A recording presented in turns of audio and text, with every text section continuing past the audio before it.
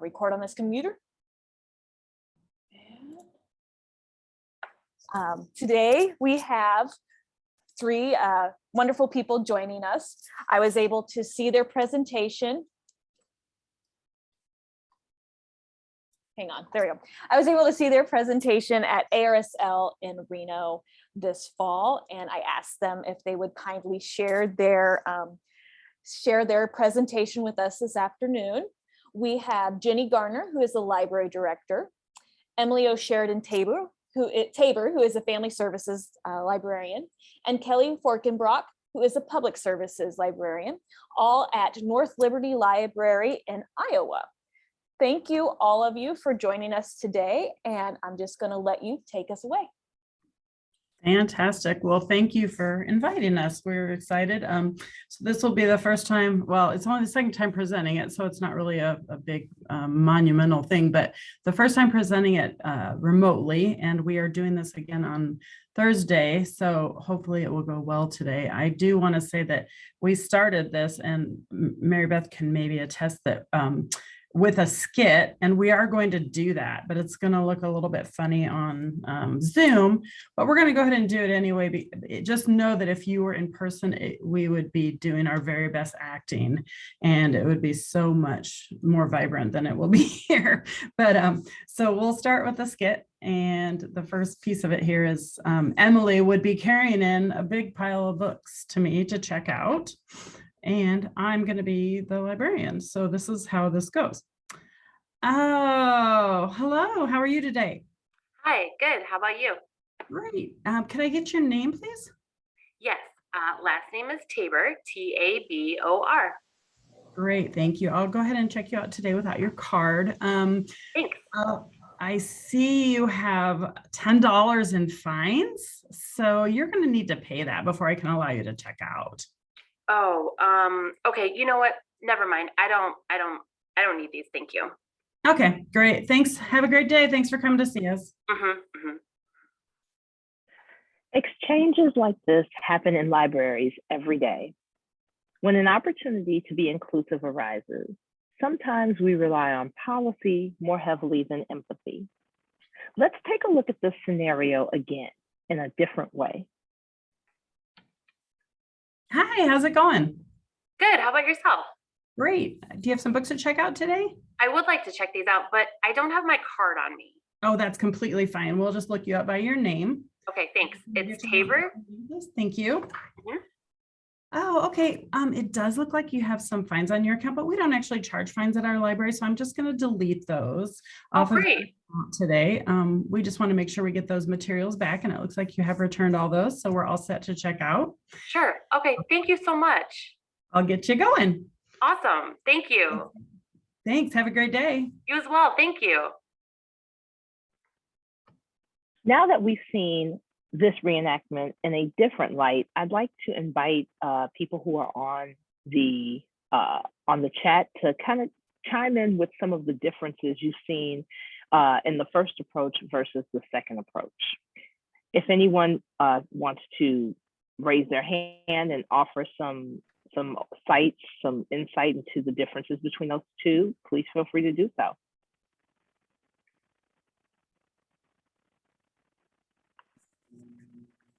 I see Patty says we want to visit this library. Yeah, we definitely strive to be that library. So yes, absolutely. No, I'm listening to this.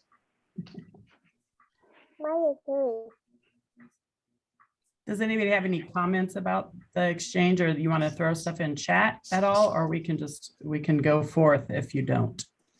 Did anybody notice any difference? This is Liz. I noticed a difference. In the first one, when they came up to check out, she said, okay, we'll get those checked out, and then immediately retracted it when she found out that there were fines. Oh, I don't have my earbuds in. I don't have a microphone. Never mind. We can hear you. Oh, you can? Yeah, hey. Exactly. So we work really hard to take down those barriers at our library and make sure that people can experience what they need to at their library. That's our biggest goal, is to make sure that everyone gets the exact experience that they come in for when they visit our library. And I'll talk a little bit more about that later. At first, I wanted to kind of go over a little bit of the format. Kellee, if you want to, well, I just want everyone to note that quote right there first on the front screen of our thing. The very act of saying yes is not just life-changing, it is life-saving. I think we can all relate to this in libraries. We are literally sometimes someone's best thing of their day. And it's our goal to make that happen. We want to be that. We want to be someone's only bright spot. If that's the only bright spot they have, we want to be it.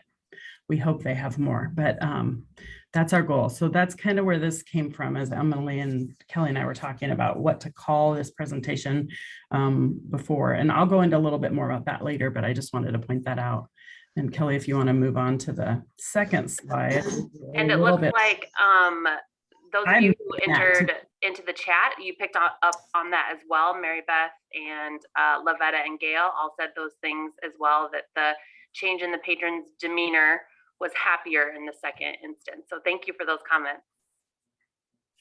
Yes, so we are new to this work as well. And so we're inviting you to go on this journey with us. This is not something that we're definitely not experts.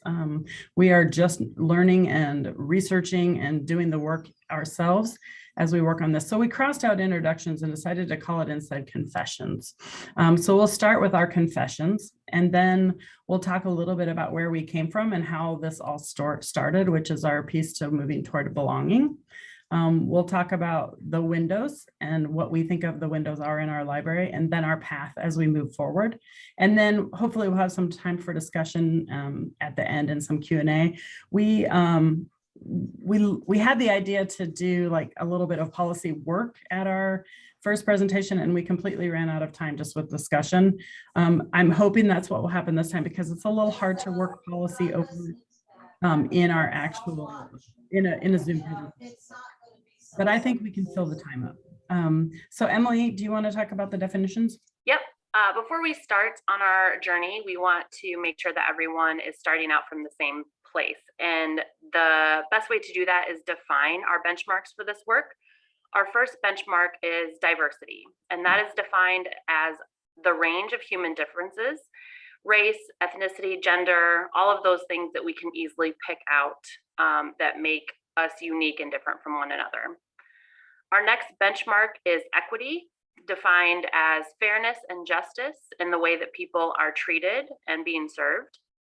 And lastly, inclusion, defined as creating a welcoming sense of belonging.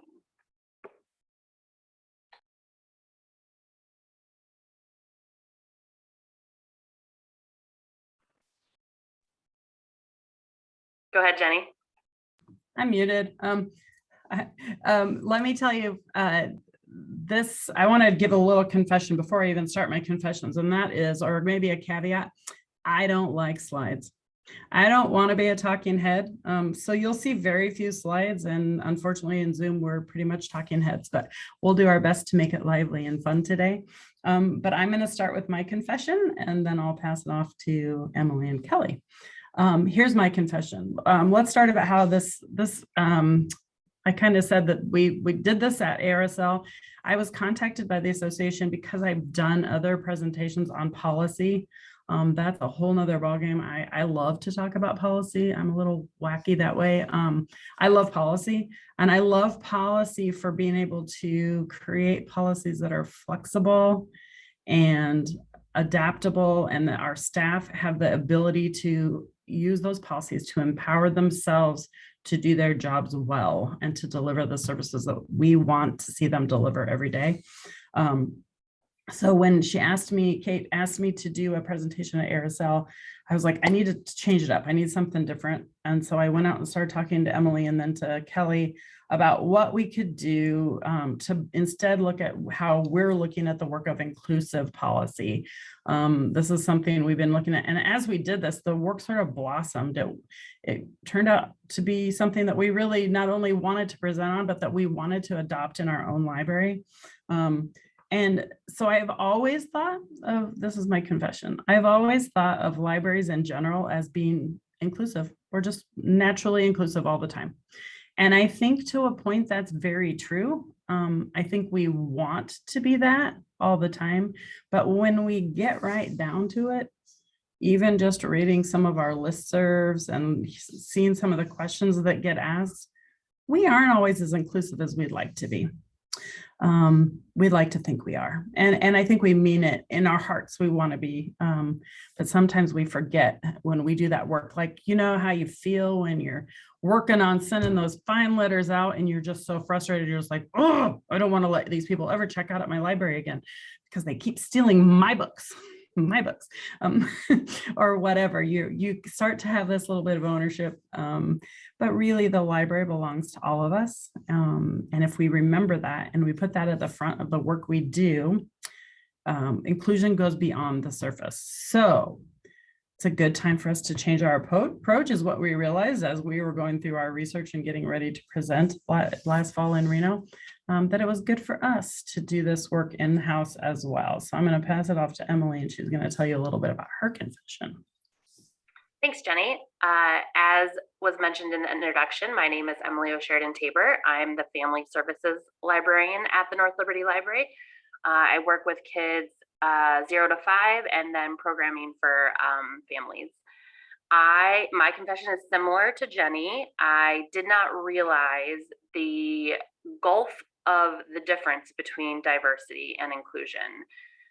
Currently, I am a participant in a professional development curriculum through CLEL, or the Colorado Libraries for Early Literacy, called Project Ready. Project Ready was originally developed and implemented in Wake County, North Carolina. And one of the many takeaways that I have from Project Ready is that diversity is only surface level. Inclusion and belonging is going deeper than the surface. So diversity is looking at what you have, that you're here. Inclusion is looking at what you do, that you're valued, or the value that you bring to the table. To use an analogy that I appreciate with food, is diversity is being given a plate of food. Inclusion is being able to choose what goes on that plate. And then going that one step further, belonging is getting to choose the menu for the event.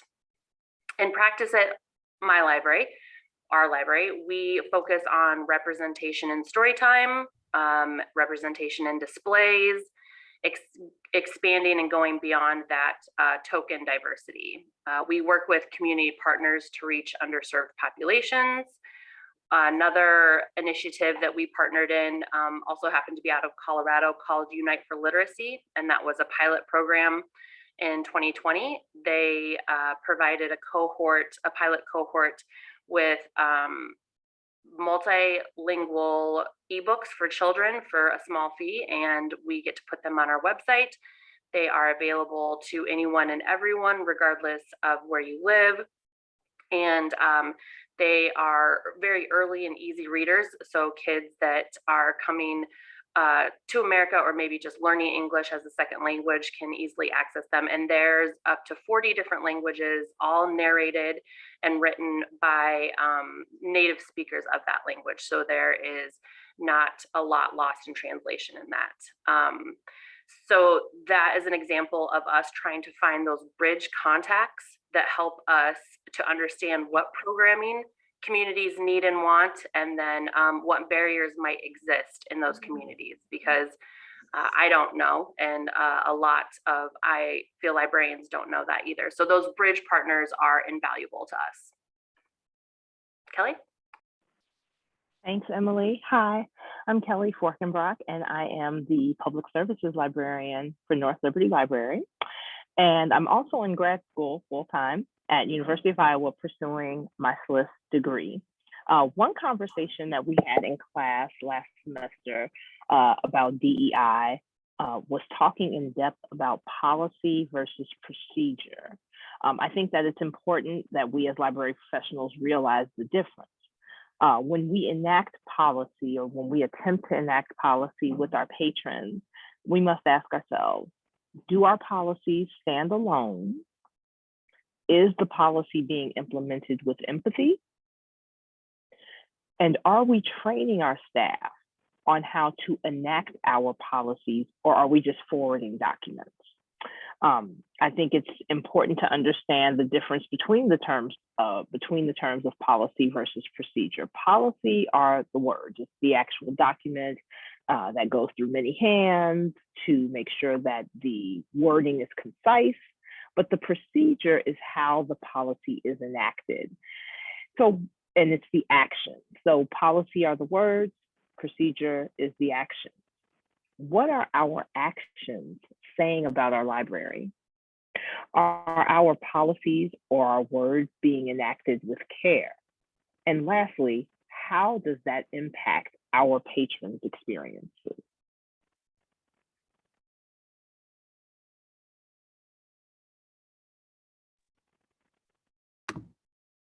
All right, so now we get to the reflections, and we each will share a little bit of this piece too. So just to get us started, gives you a little bit of background. Our service population is about 20,000 right now. It's really hard to say exactly because we're growing so rapidly. I will tell you that when I moved to North Liberty way back in the 1990s, we had about 4,500 people in town. So our population has like grown 5 times just since I moved to the area. It's crazy growth, or 4.5 times. And we are primarily a city of families, retirees, and local professionals. There are so many families. I do joke around a little bit. Sometimes it's not really a joke though. About 50% of our population is below the age of 10, and the rest of them are pregnant. And then we have lots and lots of grandparents now moving back into the area to care for those, the littles and their grandchildren. So we're seeing a lot of that now as well. So we wanted to ensure that we were mirroring those things in our services as well. But within our district, we have 2 school districts in our town. We're divided right down the middle almost. Some of us go to Clear Creek Amana School District, which is more of a rural school district and a little more spread out. Emily's nodding her head because that's where her kiddos go. The other is a little bit more suburban, and that is Iowa City, where Kelly's kiddos go, and my kids went back in the day before they were grown up. And then we also have a little more exclusive school because we have a private school that's a K through 8 school in our community as well. So we're working with a lot of different kids from a lot of different places, a lot of different backgrounds, as well as their families. We wanted our staff to mirror our community. So we really thought through who we added. In the last 5 years, since I've been director, or 6 now, we've added both Emily and Kelly's positions. Kelly is newer to the library. Emily was here and was a circulation services librarian before she became the family services librarian. Her focus truly is on 0 to 5. We have youth and teen services staff, 2 of them who work with the older kiddos as 2. So when I started as director, one of the things that I noted was that our policies were pretty inconsistent. They were pretty reactive and they were rigid. The inconsistencies were even among policies. So one policy would say one thing and another policy would totally make that not real anymore. If you read them, they didn't jive together. They kind of ran into each other. So the first thing that I did was to go through all of our policies with staff help and including the staff in that process, and to shift to a more consistent policy with purpose statements in each policy. Why do we have the policy? What's the place? What's it for? And to make it more proactive and flexible. Again, my goal is that our staff can make decisions at the desk without me. They don't need to ask me to do something. They make a decision, and if it's not quite what I would have done, that's okay. They're making it on the fly, and I try to always tell our staff when I hire them that they're hired out of trust. I trust them to do their jobs. That's why we hire the folks we hire, and I want them to make those decisions. They don't need to come ask me every time they take off a little fine, which we don't have fines, but when we did, they didn't need to come see me about that. So we want them to be flexible as possible. Policy, when you think about why you write policies, there's lots of reasons, but the ones that I think are the most important here, and again, that goes back to this other topic or the other presentations I've done, is that we're offering the public a set of expectations that they can have for the library and what they are going to get from us when they come in. And it ensures that we're treating our patrons equitably and fairly. It's a good customer service base for us to have good policy in place, and it lends credibility to us. So people trust us when they come through the doors. The policies protect both our staff and our public. We want that to be a thing. So we are now going back to fill in the gaps, to have a commitment of inclusivity and belonging in all of our policies as well. And that's where that trust comes in, and that credibility issue. We want our patrons to realize that we are there to serve all of them and that everyone belongs in our library. So to go back to that experience through your library, when someone comes into our libraries, whether they come in 4 times a week for a book to check out, every time they come through the doors, I ask staff to think that this is a new experience for them every single time. They're coming in for something new, no matter what it is. Even if they're just coming to check out a book, it's always for something specific.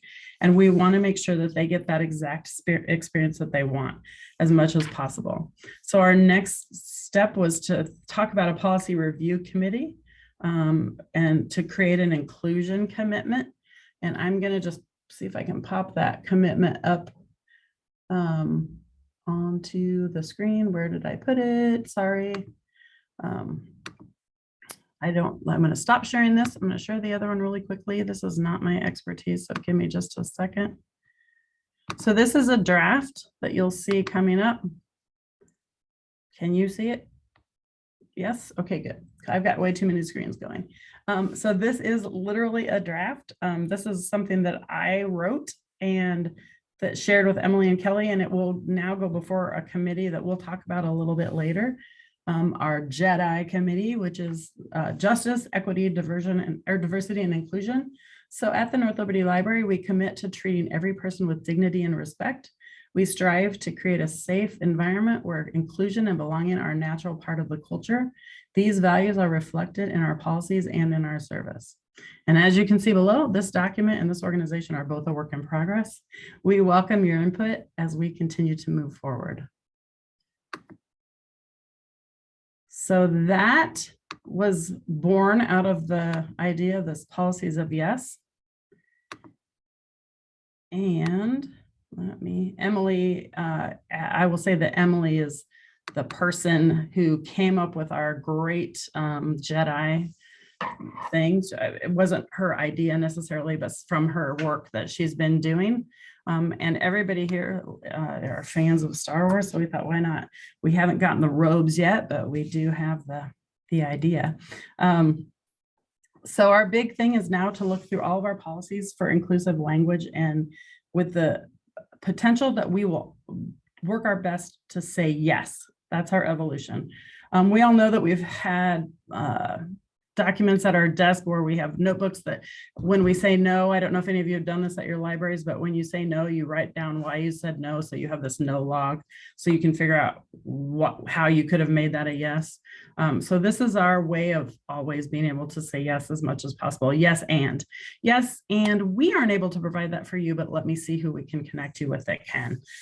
So our policies are now reactive or proactive rather than reactive, and they're including that inclusive language. I just want to say a little aside, and Emily and Kellee we really were going to include a meeting room policy in this, and that was our first goal. We tackled this meeting room thing, and we wrote this really strong statement about how our library was not going to let anyone come into our meeting rooms if they discriminated against any other groups, and that was going to be our statement.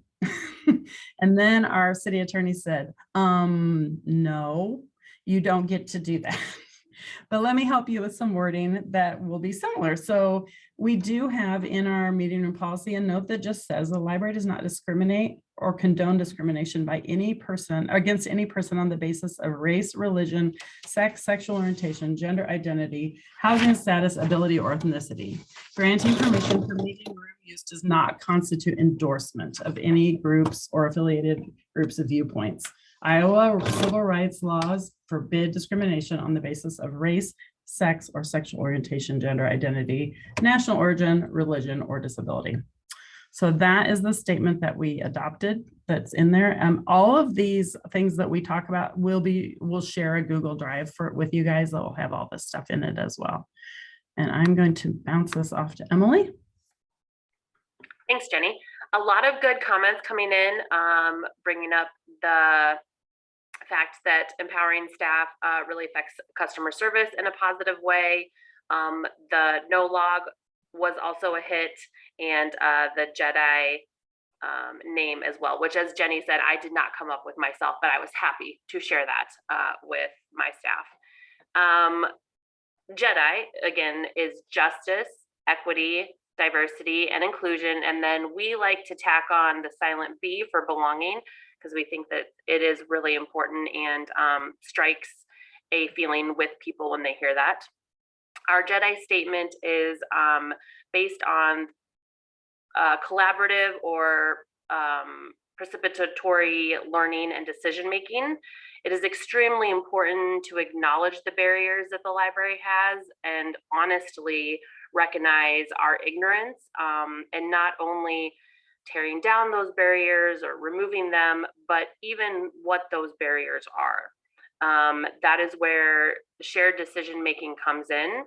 We have to somehow figure out a way to turn over the power to make decisions to the populations we want to serve.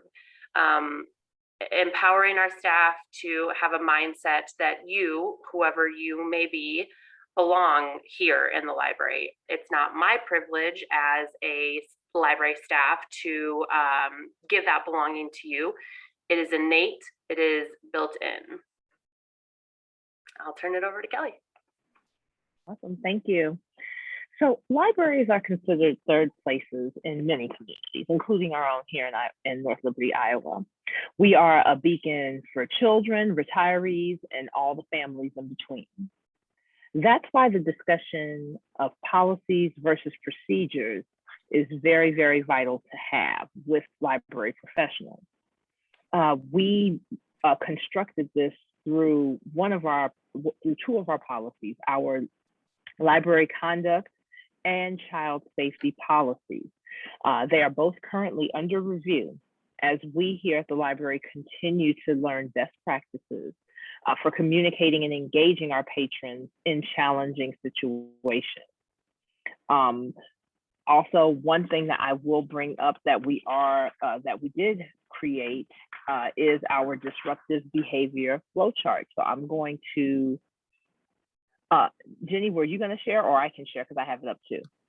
You have it up. Oh. All right. I'm going to share. Can you unshare mine and share yours, or do I have to do that? Oh, I think I can share it now. Let's see. All right. Everyone can see the Word doc? Fab. All right. So this is our disruptive behaviors procedure flowchart. It was adapted by ALA guidelines as an action-based policy, and by far it is our most empathetic solution to quelling library disturbances. As you'll see here, we have included examples of problematic behavior as well as a direct definition of what disruptive behaviors are. So making sure that these terms are defined within the policy are key to help library staff enact it with agency and with empathy. So we want to make sure that our library professionals know what in fact counts as disruptive behavior by, again, giving a clear definition and then also providing examples. We start with a situation here, and then we give the 3 warnings. So the staff interaction warnings are listed here, 1, 2, 3, provides language that can be used. So we're We're supplying our library staff with language. We're supplying them with definitions. It should be complete clarity in the words of the policy. But also there is procedure here. By providing the language, the tone that we should use when we're enacting the policy is very important as well. So this is an example of a procedure backed by policy, but regarded with empathy. I think my favorite part of the procedure is this last staff intervention step, which is our follow-up. It's so important that we are able to welcome back the patron. If we ask a patron to leave after 3 warnings, it's important that the next time the patron comes back into the building, that we greet them warmly, that we're showing them that this is a new slate. It's not a time to remind them of what had them removed from the library in the first place, but it's an opportunity to roll out the red carpet for them to come back into the library building. So just another example of how we treat our patrons with empathy and also instill inclusion in our attempts. And I will hand it back to Jenny. All right, and I see there's a question that is just, will you share how large your staff is that works in your building? We have 17 on staff, 10 are full-time, and or might be 18 actually now, sorry, we keep growing. 10 are full-time and 8 are part-time. All of our staff, except one member of our staff, we have a library page, and he actually is has a sensory disorder. So he is our one staff who does interact with patrons, and he's done a great job of coming to this place where he does that, but he's probably the only one who doesn't have the authority to provide the intervention steps, not because we couldn't give him the authority so much as I think it would probably result in some interesting conversations if he were doing that. And I know Emily's smiling over there about that. I want to share the screen back up, but I will say, so yes, all of our staff, from our 2 to 3, 4 part-timer, or 4-hour-a-week part-timers to our full-timers, are able to have any decision-making power. We want them to all feel comfortable doing that. They're certainly always welcome to ask if they think they need to, but they do have those powers. And I always tell the staff, if you do something nothing's incorrectable, if anything, we apologize and step through that process if we had to, but we haven't really ever had to do that I can think of. We all make mistakes, so we're all human, and I give them kudos for being willing. And I think giving them that authority also gives them confidence. We've got 2 high school kiddos who are not nervous about saying, hey, I see you don't have a mask on. We require masks in our library. Can I get you one? So I think they do a great job. And I think that because we give them that trust, they feel a little more confident about delivering those things when they need to. So we're going to move on to our windows, a little bit of broader examples of policy that reflect inclusion. I talked a little bit about the meeting room policy. Our big thing in our library is meeting people where they are. We want to make sure that we know what baggage, we don't know what baggage people carry when they come through our doors. And I always tell our staff that it's not always pleasant to deal with every person who comes in the library. They may have an issue that we can't see, that's invisible, that they're really trying to work through. So treating people with empathy and kindness is very, very important to us. You can't train someone to be empathetic, but you can train someone to deliver empathetic service. I think there's a difference. We can teach people scripted scripts or whatever we need to do to use if they need to, because they just aren't able to come up with those on their own. That's why we provide scripts for almost everything. Kellee does that work. She creates our onboarding and training documents, and almost always includes some type of scripting. We did just go fine free in March of 2020. Really interesting timing for that, right before COVID hit. So we haven't really even yet been able to say, look, we're fine free. We tell people when they come through the doors, or if they have fines, we let them know. But other than that, there was no big hurrah with it. It just sort of happened. And then we do what we call account reconciliation, which I think is one of my favorite things that we do. If we do charge people for material costs, if their material is not returned, that as a recovery thing, we charge for the cost of the material. but we also don't want that to be a barrier to library service.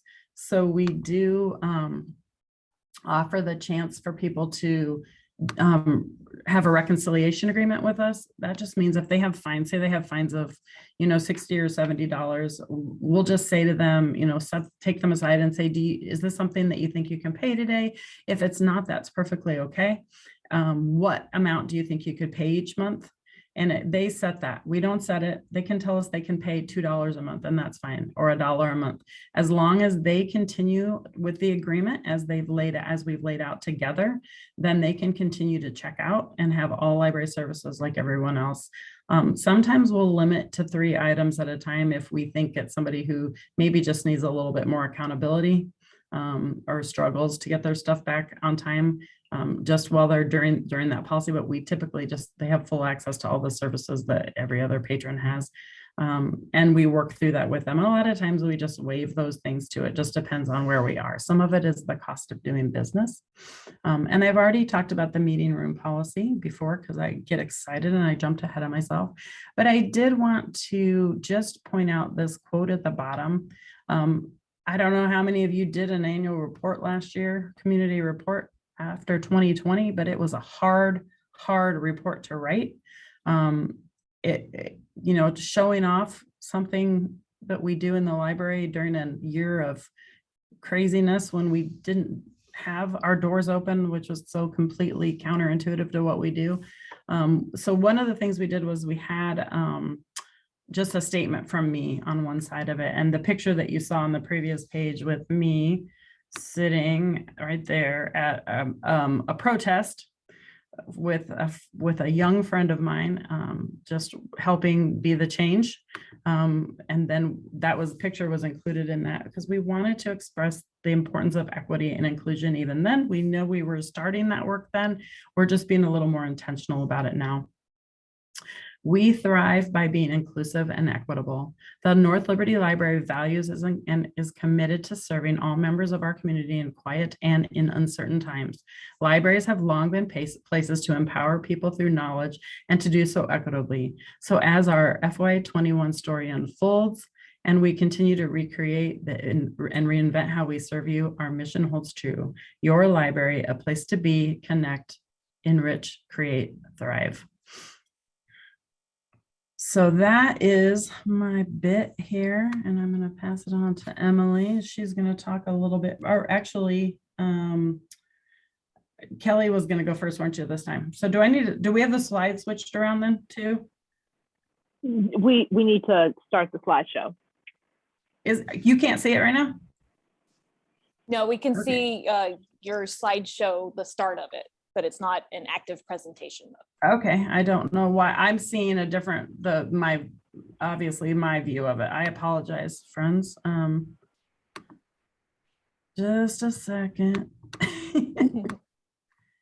Let me get this off my screen. Okay, here we go.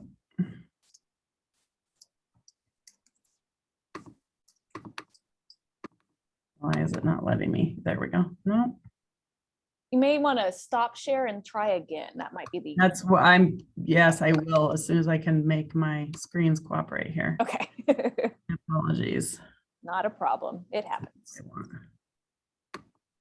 Why is it not letting me have it? It's not showing me my meeting controls here. Do you want me to pop it up, Jenny, to try to overshare or share over you as Kelly did? Nope, I got it now. Okay. Let me try this again. There we go. Okay, I have 3 screens, you guys, and sometimes I can't keep them all. It's all right. It happens. This looks like a better share. Here we go. How's that? Much better.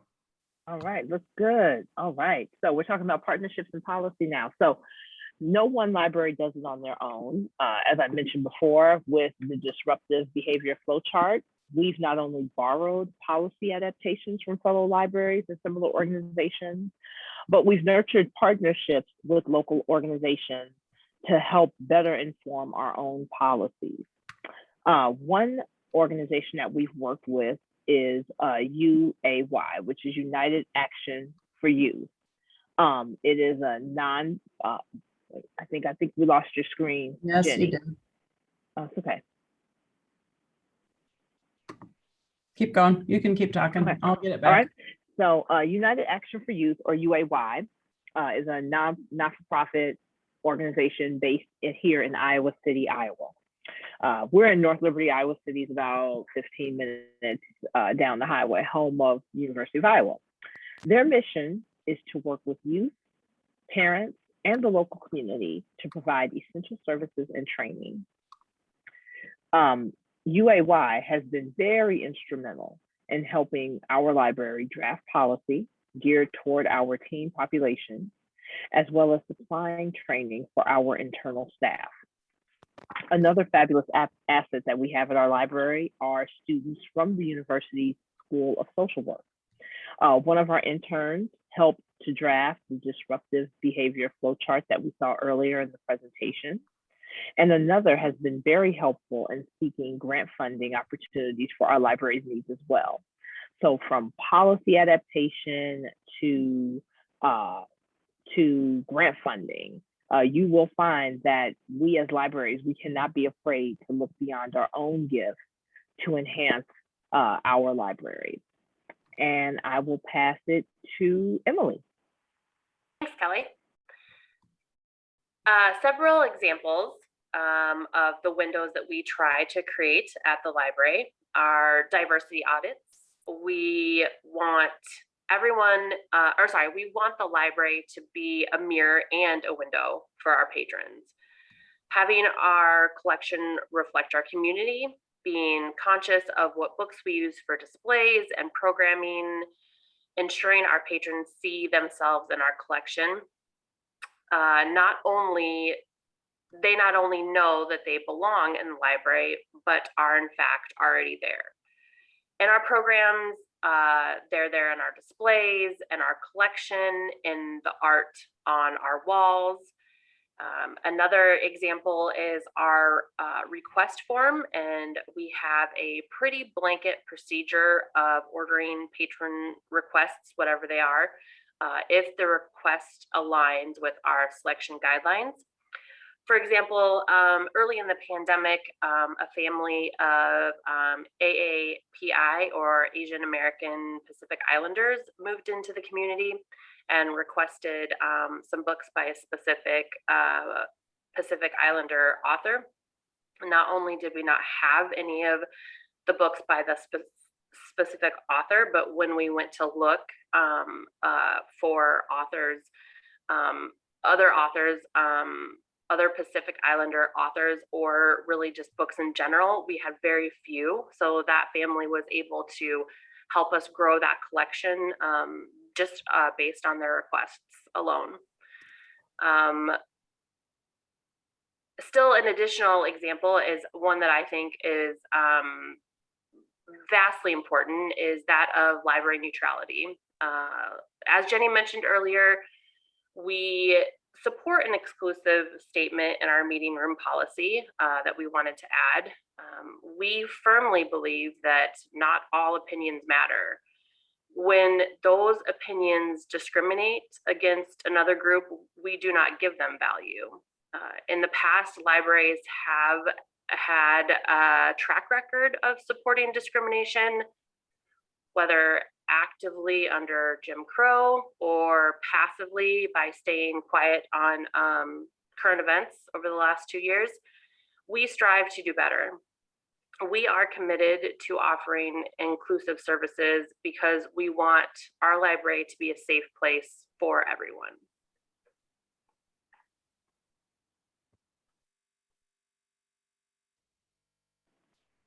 All right. So with that in mind, as Emily stated, the library has committed to creating a JEDI committee. We mentioned the acronym JEDI at the beginning of the presentation, which stands for Justice, Equity, Diversity, and Inclusion. Our JEDI committee has met just once so far this year. And during that one meeting, we were able to draft a vision statement, which we hope to build on in subsequent meetings and to use in the spirit of subsequent events sponsored with the JEDI committee.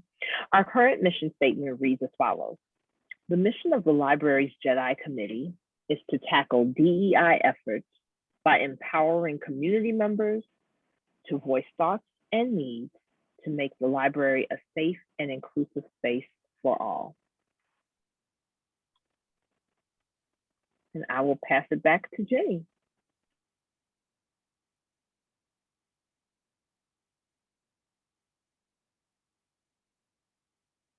And the timing is just about exactly right. So this is where we come to the end of our piece. We will talk a little bit more about the path that we're continuing on, but first we wanted to just have a little bit of discussion time and Q&A time. Do people have questions or comments that they'd like to share to just start some discussion?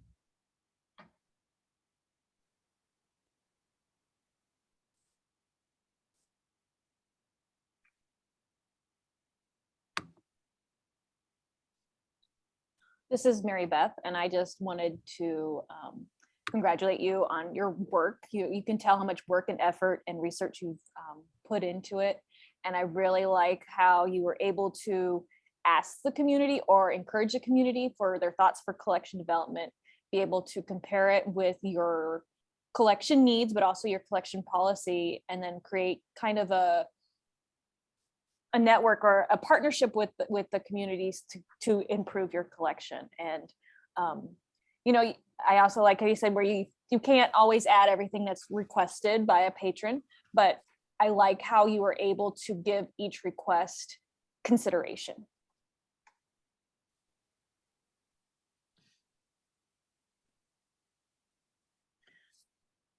I think one of our goals is to make this sustainable. The idea is not just to have it in our policy, to be sure that the focus on diversity and inclusion is happening in everything we do. That it's not just this check the box thing where we're just checking off boxes and now we're done. One of the other things that we are really excited and thrilled that has happened in North Liberty is that we were just able this year to hire a program and equity coordinator who works for the city, and she, I think, is going to be a wonderful addition to this work. I think, did you guys ask her to sit in on the JEDI meeting? Yes, I thought so. Yep, she is in it. So she is sitting in on that. She's in another department. She's with our communications department to oversee all of these things, to make sure that across the board, the city is being equitable and delivering good communication, sound communication to everyone, and people know, you know, that the city is on their side and wanting to do the good work. So we want to go beyond just like having a training or having this one day at a time, but my goal is to have all of our staff have the equity and inclusion at the front of their minds all the time when they're doing their work, so that it's natural for them and not like, oh geez, I better remember to include this, but just a natural thing that they do every day. Sorry, that's our phone rings back here. I'm going to mute just until it's done. I'll piggyback a little bit off of what Jennie said about the new position in the city. Even though she works for the whole city, we are lucky enough to have her housed in our building, and that provides us, the library, and also the recreation center all together in one building with just quicker access. So when we think of something or we're kind of batting around ideas, we can go to Micah and say, hey, can you sit in on this, or what do you think about this? And so we are really in a very lucky position in that aspect. Jennie, there was a question in the chat if you had anything else to say, or should I throw that out to you? Yeah, go if you want. Okay. I just found it again. I was trying to, can you? Yeah, from Patty. Patty asks, what are our board's thoughts when you left behind some traditional library policies and procedures to move towards a more inclusive model? And she followed that up with the statement, the very true statement that change is always scary. I'll let Jennie tackle that one. And then Gail's talking about programming policies. So I'll tell you honestly, I'm going to start backwards. So Gail, we don't have a programming policy in our library. In fact, during this discussion, it's one thing that we'll be adding. Instead of adding policies, we've been very busy slashing policy and getting rid of them. Our policy manual went from, I can't remember if we had like 20 some policies down to about 14 or 15 off the top of my head. I can't remember the exact number, and down to is about 30 pages long. So we will be doing one, but it's not done yet. But as back to the board, honestly, we're very lucky. We have a very supportive board, number one. But number two is we are in an interesting position in Iowa of being one of 2 public libraries in our state of over 400 public libraries that we have an advisory board. So my boss is actually my city administrator, not my board.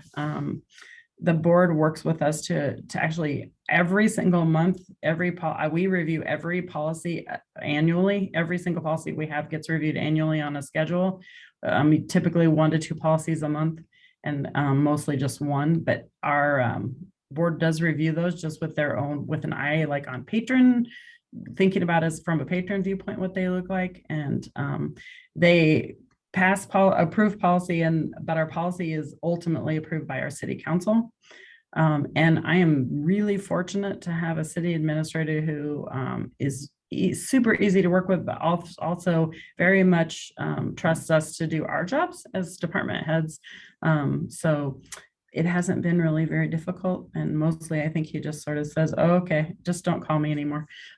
He always teases me because I talk a lot, so my messages usually run over the time limit on his machine, and then he calls me back and says, "What did you want to tell me?"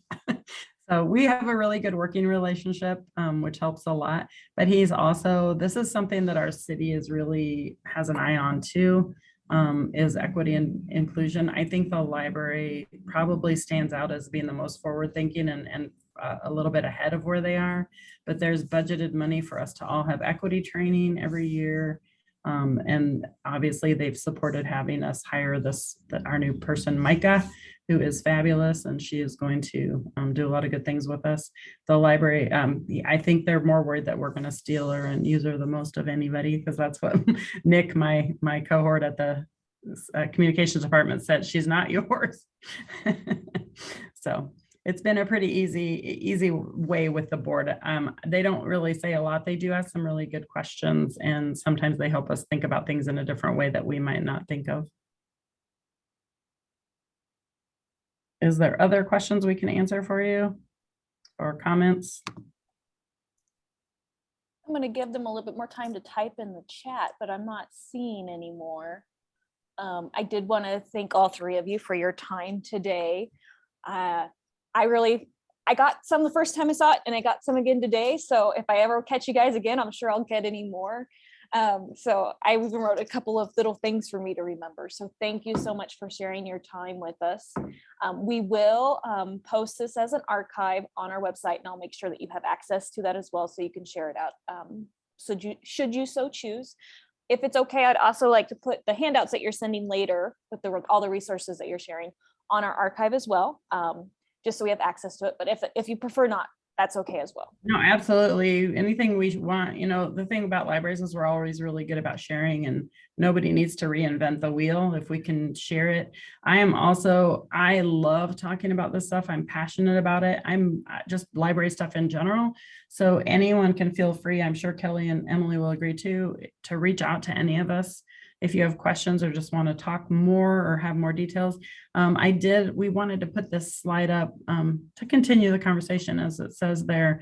We're not going anywhere, so we're all here for those types of things, and our emails and phone numbers are all direct office lines are on there. I think also it's good for you to see this is a place where we're coming from. You can see we all have very diverse families as well. So inclusion and diversity is important at our hearts, both at home and here in the library. I started off my journey thinking I wanted to be a social worker, and my husband begged me not to, because he said my heart broke a little more every single day when I was working in a youth shelter. And so I joked that I became a librarian instead, which is pretty much the same. So we are out there doing this stuff, but we think it's good work, and we hope to share it with as many people as possible. And the resources slide is here. And there's some of this stuff is just links, and then other stuff is actually in a Google Drive that I will send to you, that I can share that Google Drive with you. It's on here too, okay. The link to it. So everything should be available. And if you see anything missing, please feel free to reach out and ask and I'll add it. Absolutely. Thank you. I do have another question in the chat. When you cut down the number of policies, what ones did you eliminate? Well, I can tell you right off the top of my head that we eliminated a cell phone use policy that was archaic, and we know people need their phones for almost everything. In fact, they can use their phones to check out at our library because we have an app that allows them to check out, thanks to our lovely marketing person. And then I see Patty's asking about books or articles that we found that have helped work through this. And there is a few of those links here on this resource thing as well. The National Council for Nonprofits, and then some diversity at ALA's website, and also the Government Alliance on Race and Equity, which I really liked, and the U.S. Chamber of Commerce has some good diversity stuff. Some of the stuff that I read, I wasn't super impressed with. So if you see it on here, it's because we really did think it was a good thing. I'm trying to, is there any more? Did I miss anything? I think that's all I see as well. Yes. So Did I think we got answer that question well enough? it. This is Gail. How was Matilda today? Your entertainment librarian. Oh, she's good. It's at 4 o'clock. Well, usually it's about 3:45 to 4 o'clock. She starts yelling because it's time to eat, and she knows. Like if you walk by her during the time, she is going to tell us. And Matilda, I wish I had a picture of her to put up there, but Matilda is our guinea pig, resident guinea pig, and our most popular staff person. So let's see. There's a picture of her on your staff page. Yes. Jenny, would you take a moment to do an ARSL plug, because we are your people? I would love to take a moment to do an ARSL plug. I am the vice president of the Association for Rural and Small Libraries. If you are not a member, you can see 3 members right here from our library, Kelly, Emily, and myself. And we have actually 2 more staff who are members of that or 3 more staff who are members of that association. We rotate going to, I rotate through the staff. I'm always at the conference, but I will say that that is the best conference that I've ever attended. I've been going for 10 years. I have seen Patty and Gail present there. And it's our people. It is our people. I felt like the first time I went that I found my friends from a distance. And I'll tell you, I have 2 Facebook message groups and a WhatsApp and a Marco Polo group of fast friends that I found there, who we chat throughout the year. We stay in touch about our own libraries and what we're doing, and then also just on a personal level have become very, very good friends. That is the place to meet your fellow librarians who know this stuff and relate well to us folks in the smaller and rural libraries in our country. So if you're not a member, please look into it. Please feel free to reach out to me or I know Patty and Gail can tell you more too, but I am happy to talk about it as the incoming president. And so let me know if you have more questions about that. Thank you. Thank you so much. Patty did put the web address for ARSL there in the chat as well. I'm going ahead and stop.